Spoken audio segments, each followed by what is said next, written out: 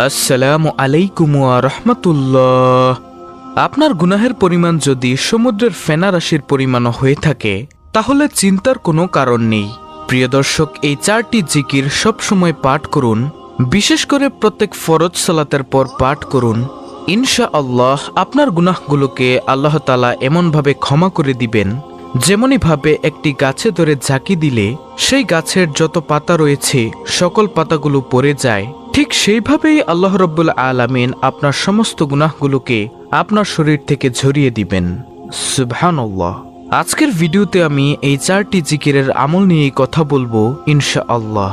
যেই 4টি জিকির সম্পর্কে বলেছেন আমাদের প্রিয় নবী সাল্লাল্লাহু আলাইহি ওয়াসাল্লামের সাহাবী আবু হুরায়রা রাদিয়াল্লাহু তাআলা আনহু। নবীজির প্রিয় সাহাবী বলেন, সর্বপ্রথম নম্বর জিকিরটি হলো সুবহানাল্লাহ। প্রিয় দর্শক, আপনি কি জানেন যে সুবহানাল্লাহ জিকিরের কত দাম? আল্লাহ তাআলা বলেন, আমার কোনো বান্দা যদি একবার সুবহানাল্লাহর আওয়াজ দেয়, আমি আল্লাহ আসমান ও জমিনের মধ্যবর্তী যত ফাঁকা জায়গা রয়েছে সকল ফাঁকা জায়গাগুলোকে নেক দ্বারা পরিপূর্ণ করে দেই। সুবহানাল্লাহ। প্রিয় দর্শক, আপনি যদি চেয়ে থাকেন যে আপনার আমলনামায় এত পরিমাণ নেক দ্বারা পরিপূর্ণ হোক, তাহলে ইনশাআল্লাহ আজকের পর থেকে আপনি অবশ্যই সুবহানাল্লাহ এই জিকিরটি বেশি বেশি পাঠ করবেন ইনশাআল্লাহ। সুবহানাল্লাহ জিকিরের দ্বিতীয় ফজিলত হলো, কেউ যদি একবার সুবহানাল্লাহ পাঠ করে রব্বুল আলামিন জান্নাতের মধ্যে একটি গাছ রোপণ করেন। ওই গাছের ছায়া এত লম্বা হয় যে একটি দ্রুতগামী ঘোড়া যদি 500 বছর পর্যন্ত দৌড়ায় তাহলেও ওই গাছের ছায়া অতিক্রম করতে পারবে না। আল্লাহু আকবার। প্রিয় দর্শক, মহান মালিকের দরবারে সবচেয়ে প্রিয় দামি বাক্যটি হচ্ছে সুবহানাল্লাহ। সুবহানাল্লাহর অর্থ হচ্ছে আল্লাহ তাআলা পবিত্র। আল্লাহ তাআলা এই পৃথিবীতে কেন বান্দাবান্দিকে পাঠিয়েছেন তার একমাত্র কারণ হলো তার ইবাদতের জন্য। তার বান্দাবান্দি তার ইবাদত করবে সেজন্য আল্লাহ রাব্বুল আলামিন সৃষ্টি করেছেন। প্রিয় দর্শক, তাই আল্লাহ তাআলা ইবাদতকারীকে অনেক পছন্দ করেন। তাই আসুন আজকের পর থেকে আমরা সুবহানাল্লাহ এই জিকিরটি বেশি বেশি পাঠ করব ইনশাআল্লাহ। নবীজির সাহাবী আবু হুরায়রা রাদিয়াল্লাহু তাআলা আনহু বলেন, দ্বিতীয় জিকির হলো আলহামদুলিল্লাহ। আলহামদুলিল্লাহ শব্দের অর্থ আল্লাহ তাআলার নিয়ামতের প্রশংসা করা। মহান মালিক রব্বুল আলামিন পবিত্র কুরআনুল কারিমে বলেন, হে নবী, আপনি আপনার সকল উম্মতদেরকে জানিয়ে দিন, যেই উম্মত অর্থাৎ যে বান্দা আমি আল্লাহর নিয়ামত পেয়ে নিয়ামতের শুকরিয়া আদায় করল না, আমি তার নিয়ামতকে ছিনিয়ে নিয়ে যাই। আর যে আমার নিয়ামত পেয়ে নিয়ামতের শুকরিয়া আদায় করল, আমি তার নিয়ামতকে আরো বৃদ্ধি করে দেই। সুবহানাল্লাহ। অর্থাৎ প্রিয় দর্শক, আপনাকে সহজভাবে বুঝাই, আপনি যখন খাবার খাবেন, খাবার খাওয়ার শুরুতে বলবেন বিসমিল্লাহ, এবং খাবার খাওয়ার শেষে আপনি বলবেন আলহামদুলিল্লাহ, অথবা যে কোনো রিজিক আপনি ভক্ষণ করার পরে বলবেন আলহামদুলিল্লাহ। দেখুন, এই পৃথিবীতে শুধু মানুষ ব্যতীত যত প্রাণীকুল মাখলুকাত আল্লাহ রাব্বুল আলামিন সৃষ্টি করেছেন, সকল কিছুই আমাদের উপকারের জন্য রাব্বুল আলামিন সৃষ্টি করেছেন। এজন্য আমরা একটিবার হলেও বলতে পারি আলহামদুলিল্লাহ। আমরা যদি আল্লাহ তাআলার প্রশংসা বেশি বেশি পরিমাণে করি, ইনশাআল্লাহ রাব্বুল আলামিন আমাদেরকে উত্তম যাজা খায়ের কল্যাণ দান করবেন ইনশাআল্লাহ ইনশাআল্লাহ। প্রিয় দর্শক, নবীজির সাহাবী হযরত আবু হুরায়রা রাদিয়াল্লাহু তাআলা আনহু আরো বলেন, তৃতীয় নম্বর জিকির হলো লা ইলাহা ইল্লাল্লাহ। কোনো ব্যক্তি যদি দুনিয়াতে একবার বসে লা ইলাহা ইল্লাল্লাহর আওয়াজ দেয়, ওই আওয়াজটুকু সাথে সাথে আল্লাহ তাআলার আরশে আজিমের সাথে গিয়ে ধাক্কা লাগে। আল্লাহ রাব্বুল আলামিনের আরশে আজিমের নিকট একটি নূরের খুঁটি রয়েছে, সেই খুঁটিটুকু কাঁপতে থাকে। তখন রব্বুল আলামিন বলেন, ও খুঁটি, তুমি কেন কাঁপো?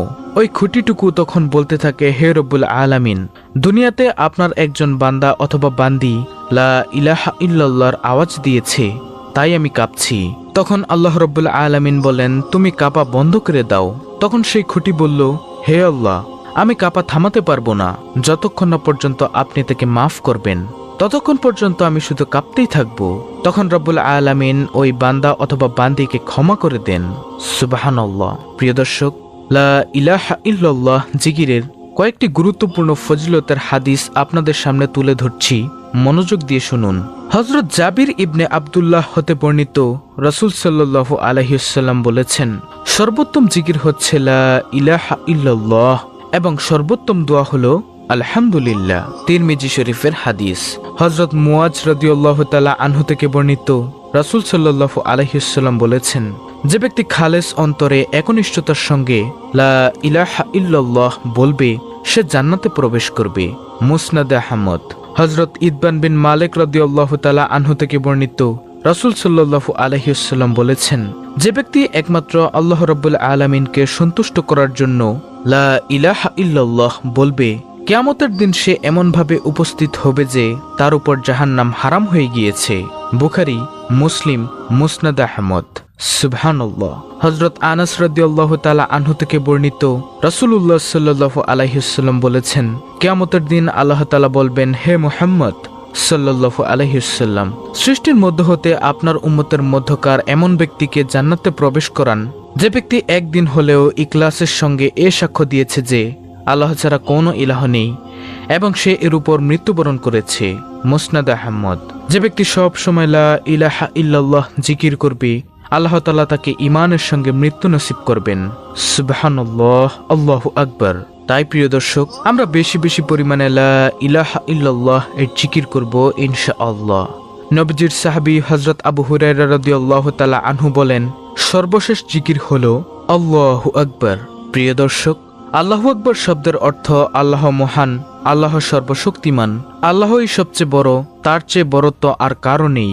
যে ব্যক্তি আল্লাহ তাআলাকে সবচেয়ে বড় মানে সবচেয়ে বড় হিসেবে আখ্যায়িত করে, রব্বুল আলামিন তাকে দুনিয়ার বাদশাহী দান করবেন ইনশাআল্লাহ, ইনশাআল্লাহ।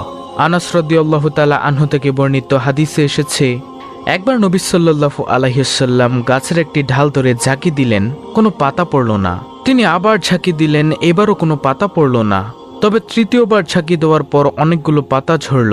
তখন নবীজি সাল্লাল্লাহু আলাইহি ওয়াসাল্লাম বললেন, নিশ্চয় সুবহানাল্লাহ, আলহামদুলিল্লাহ, লা ইলাহা ইল্লাল্লাহ ও আল্লাহু আকবার বলা বান্দার গুনাহ ঝরিয়ে দেয়, যেমন শীতকালে গাছ তার পাতা ঝরায়। মুসনাদ আহমদ। সুবহানাল্লাহ, আল্লাহু আকবার। প্রিয় দর্শক, তাই আজকের পর থেকে আমরা এই 4টি জিকিরকে বেশি বেশি পরিমাণে পাঠ করার অভ্যাস গড়ে তুলব ইনশাআল্লাহ, ইনশাআল্লাহ। বিভিন্ন ব্যস্ততার কারণে অনেকের পক্ষে নফল ইবাদত করা হয়তো সম্ভব হয় না, কিন্তু যে কোনো জায়গায় যে কোনো মুহূর্তে আল্লাহর প্রশংসায় তার জিকির করা অনেক সহজ। এই জিকিরের আমল করলে কাজেও কোনো ব্যাঘাত ঘটে না, বেশি সময়ও লাগে না। এক্ষেত্রে উপরোক্ত বাক্য 4টি আমরা সব সময় পাঠ করব ইনশাআল্লাহ। আল্লাহ রাব্বুল আলামিন আমাদের সকলকে এই 4টি জিকির বেশি বেশি পরিমাণে পাঠ করার তৌফিক দান করুন। আমিন, সুম্মা আমিন। প্রিয় দর্শক, যদি ভিডিওটি ভালো লাগে তাহলে অবশ্যই চ্যানেলটিকে সাবস্ক্রাইব করে বেল বাটন অল বাজিয়ে দিবেন। ভিডিওটিতে একটি লাইক দিবেন এবং কমেন্টে আমিন লিখবেন এবং অন্য মুসলিম ভাই বোনদের কাছে ভিডিওটি শেয়ার করে দিবেন যেন তারাও দেখে শিখে আমলটি করতে পারে।